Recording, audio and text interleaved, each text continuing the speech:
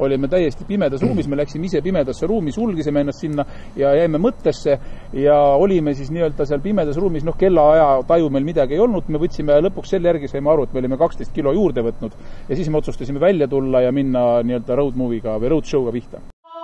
Isapalk esitleb. Legendid kohtuvad laval.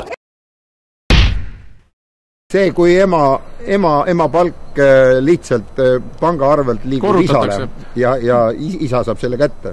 Eesti! 98! Eesti! 99! Eesti! Hannes Võrno! Eesti! Peeter Oja!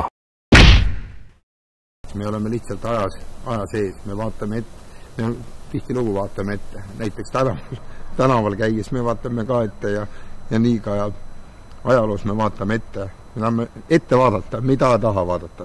See on põhjus. Just. Naljakat ei ole siin midagi. Ei ole, siin ei ole mitte midagi, see on loogiline, see on pigem loogiline, et eestlane vaatab ikka ette, et kust tuleb, palju tuleb, kuhu paigutada, kui võimalus ja tavaliselt ikka lööme ukse kinni.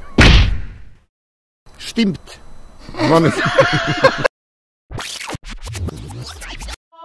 Isapalk esitleb. Legendid kohtuvad laval. Eesti! 98! Eesti! 99! Eesti! Hannes Võrno! Eesti! Peeter Oja! Roadshow Eesti 99.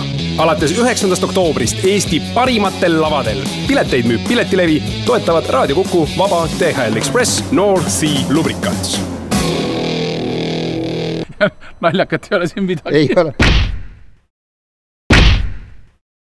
Et tähtis ongi inimhinge kombata ja aru saada sellest, et kui palju ja kust kohast sa pead teda puudutama, et ta hakkaks elavnema, et ta muutuks, et tal tuleks kuskiltki pisar. On see siis, tuleb see silmast, tuleb see kusagilt mujalt.